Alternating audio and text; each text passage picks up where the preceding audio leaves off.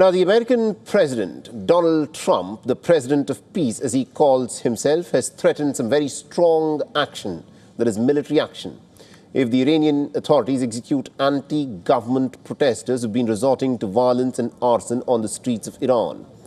Now, Trump has said that Iran is past his red lines on the killing of protesters.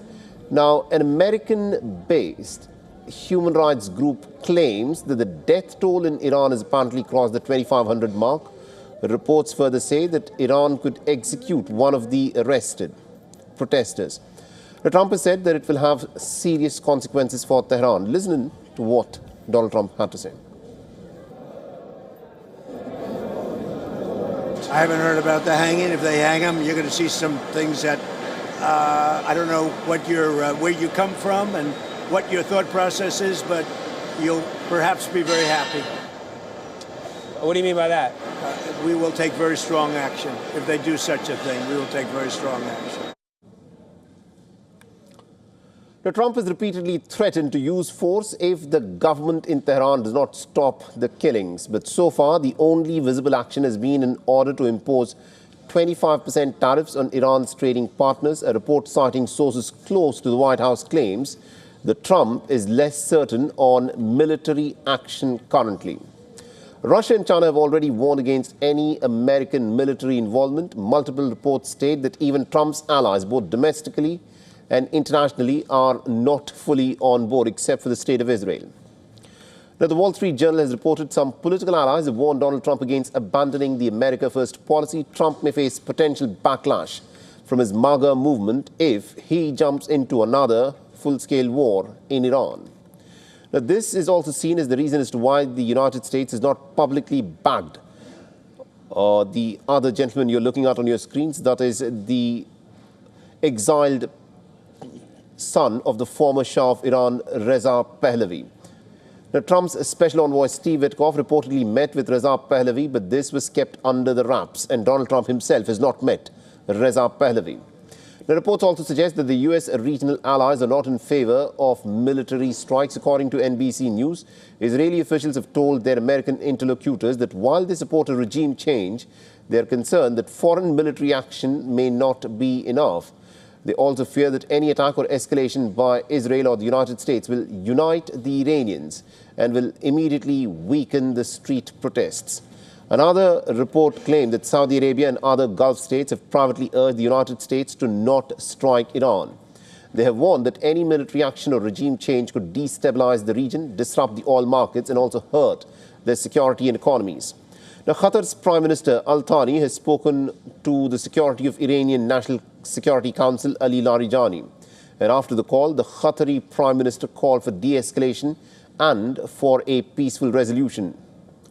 Now, interestingly, Larijani, who's a close aide of the Iranian Supreme Leader Khamenei, had earlier directly blamed Trump and the Israeli Prime Minister Netanyahu for protests, calling them to be the main killers of the people of Iran. Now, Iran has warned that the United States against any intervention. It has said that the unrest and chaos is being manufactured by outside forces, that is the CIA and Mossad, and this is a clear part of the American playbook. And this has come after Donald Trump cancelled all meetings with Iranian officials. Now, so far, there's been very little reported U.S. movement on the military front, but this could change very, very quickly. Unconfirmed reports of American aerial refueling tankers arriving in Hawaii have sparked speculation of potential long-range bomber operations. Now, analysts say that it mirrors the tanker movements that were seen prior to the U.S. strikes on Iran in the month of June, during which the bombers had operated with their transponders deactivated. Now, Trump, remember, had maintained silence till he ordered for an attack on Iran's nuclear sites. It's a big country, strong country, and they'll handle it, I'm sure. And earlier we spoke with Ms. Jennifer Ewing, a spokesperson for the Republicans overseas, and also Scott Lucas, the professor of international politics at the Clinton Institute. Listening to what they have to say. I think the answer is both. I mean, I'll just deal with the strategy first. I mean, as you know, and you mentioned earlier, Trump likes to keep people guessing about what he's going to do. So I think part of this is a strategy. However, with regards to dilemma, he does have a very big dilemma because the America First movement, especially anyone under the age of 30, does not want to see America involved in a lot of these international wars. They voted for the president, in fact, to get out of many of these conflicts and concentrate on the country and the issues that we have. So it depends on which part of the Trump administration you talk about. I mean, when it comes to Trump, if you talk about the wider context, Donald Trump just likes to threaten folks, even as he calls himself a president of peace, and he likes to take stuff. So the reason why the so-called president of peace went after Venezuela, in part, and he has said this, is because it has oil.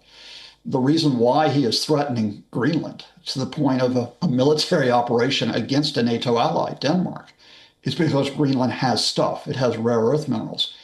Iran has oil, and Trump has said in the past that he wants the oil from the region.